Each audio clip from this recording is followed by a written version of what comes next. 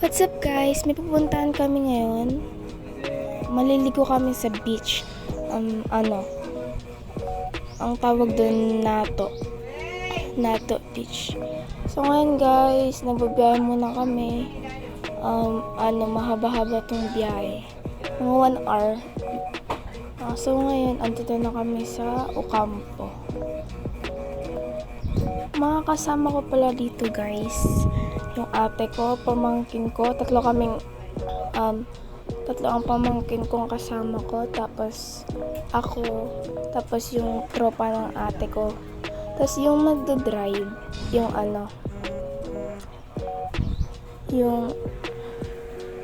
asawa ng tropa ng ate ko, Amerikano, tapos kasama nila yung anak niya ng dalawa. Tapos may kasama pa kaming isang lalaki, pinsan niya ata. So ayun guys, andito na kami sa Goa. And guys, malayo pa kami.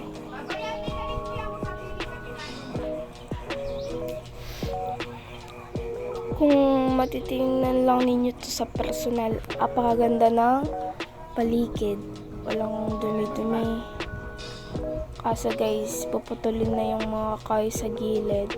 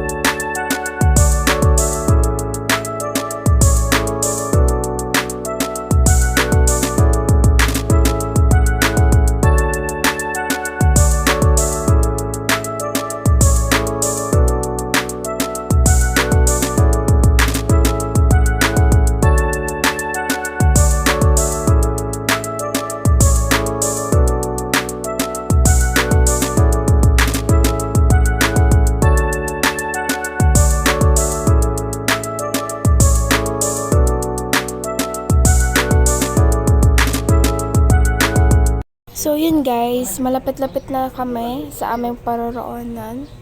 Dahil nga sobrang init, yun, naalok kaming mag-swimming sa Nato. Mga lang kami, 4 hours lang sa Nato kasi may pupuntahan pa kami. So yun guys, update ko na lang kayo kapag andun na kami.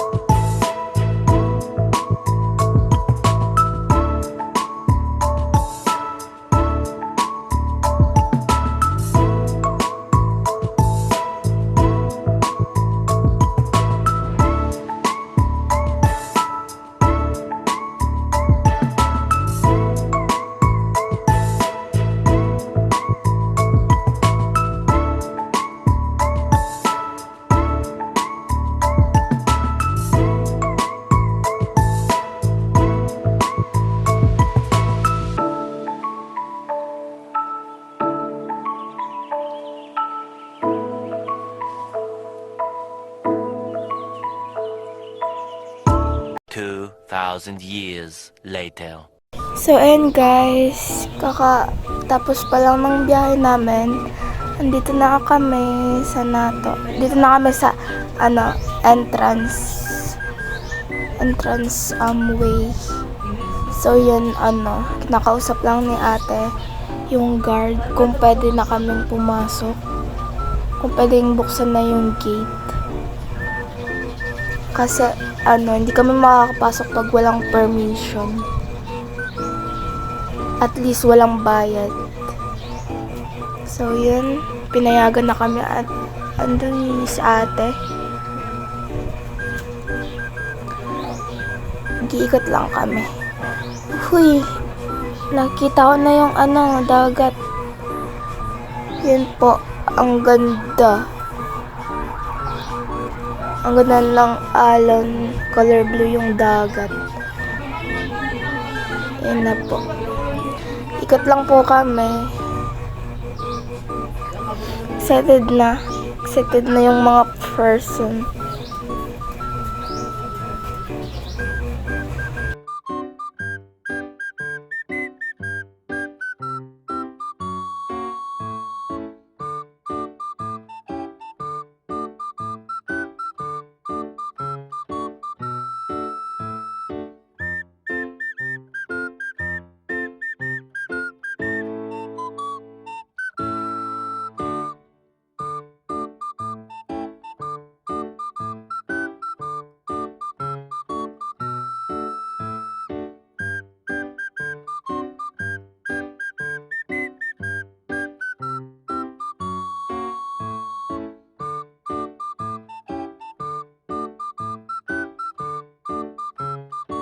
So yun guys, finally nakababa na kami.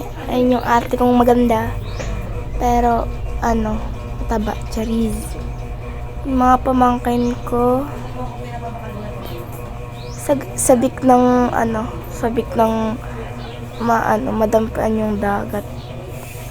Pero hindi sa joke. Ang init talaga.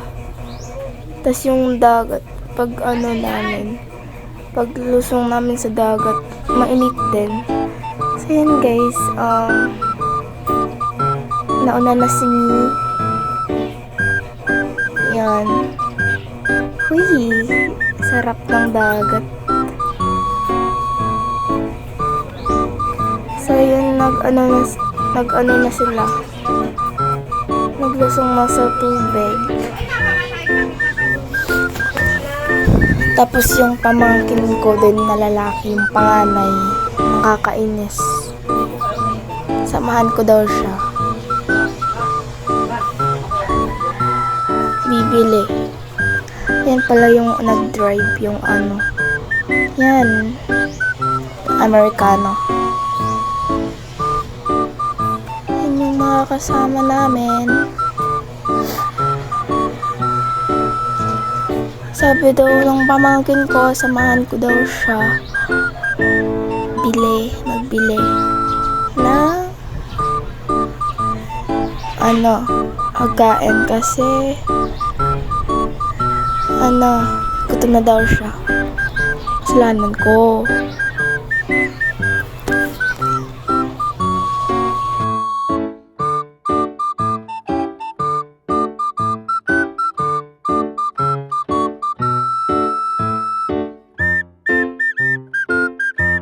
So, ayun, hindi talaga ako tinatantanan ng pamangkin ko.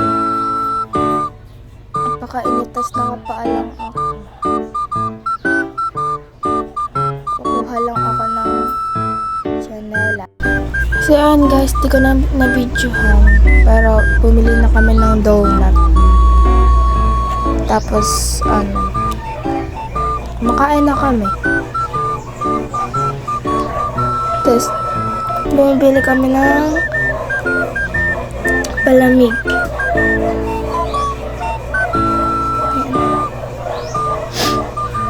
Tapos guys, nagalit yung yung pamangkin ko kasi sinabihan ko.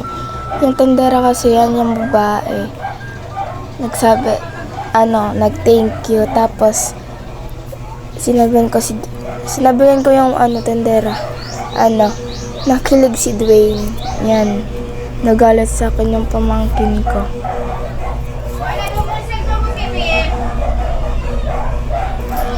So yun guys, halakad na kami pabalik doon sa tent sa mga kasama namin. So yun guys, hinintay ko lang yung pamangkin ko, ang ate-ate. Tapos ito yung sinakayan namin. Ayan. Oy.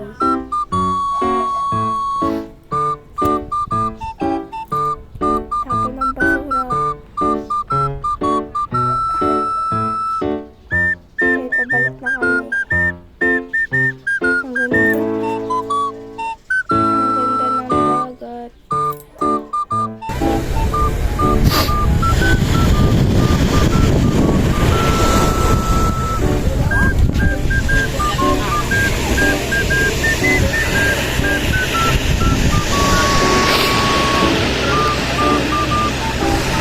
So yun guys, hindi ko naman nabidyohan.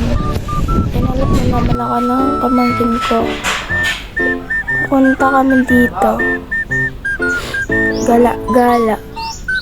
Yun. Ito yung inikutan namin kanina. Yan. Huy! Arte. Yan. Lahat ba ng dagat merong ganito? Paikutan. Comment nyo ka guys.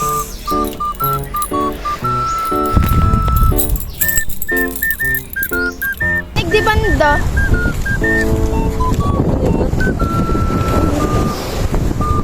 So ngayon po, ang kalagayan po ngayon ay maalam po dito. Ganun po hindi.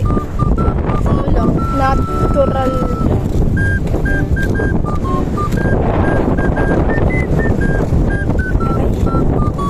Parang may pumasok sa...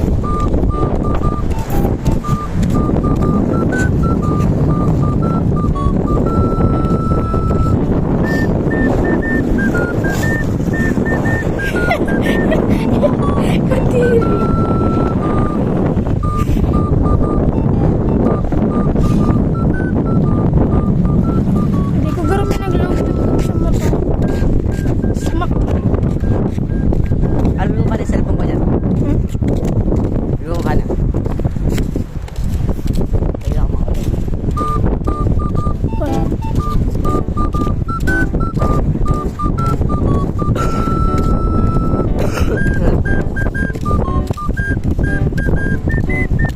Lagyan mo dyan phone mo. Hindi mo. Ba't hindi ako nag-video? Diyan. Ay, kan maulog yun dyan. Tinulagod mo na. Aray ko! Then I can...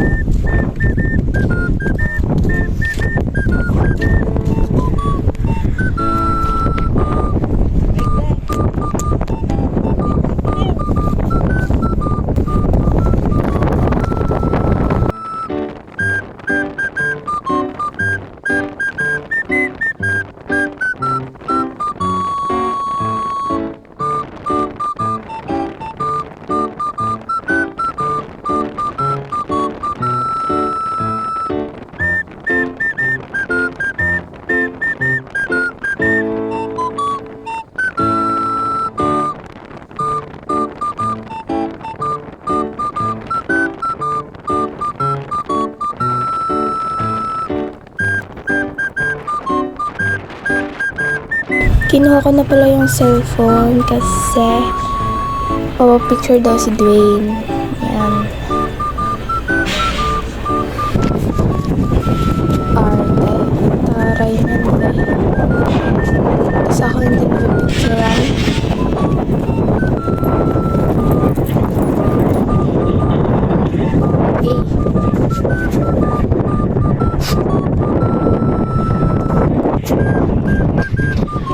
Bubang!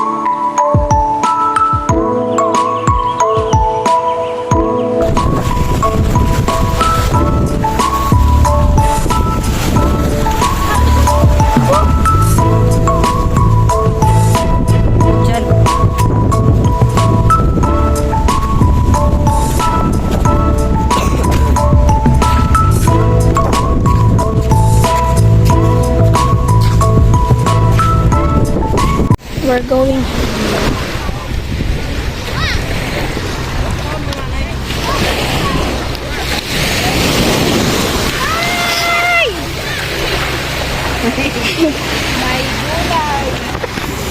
Ano daan? Pa-goodbye.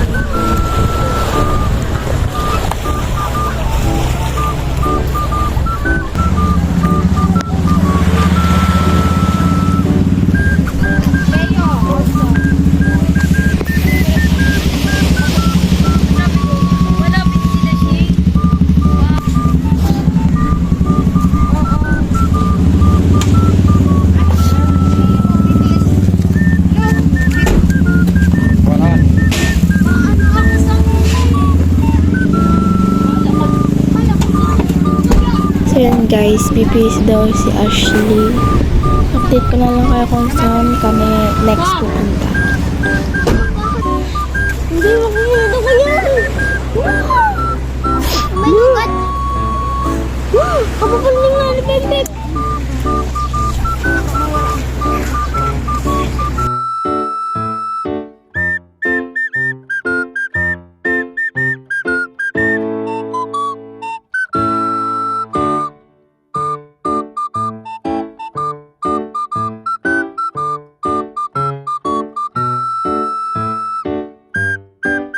So yun guys, nakasakay na kami. Next namin pupuntahan yung Boulevard. Pupunta kami sa Boulevard.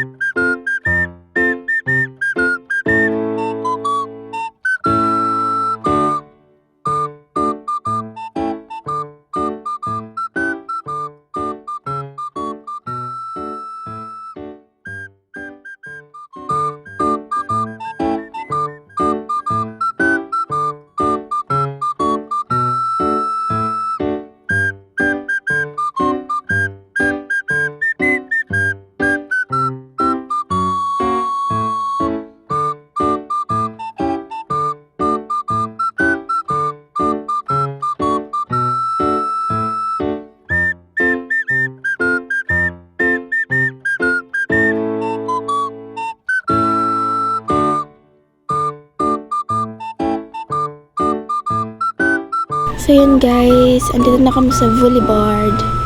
Yan. Para may mas pupuntaan kami mas maganda. Except dito sa inistapan namin.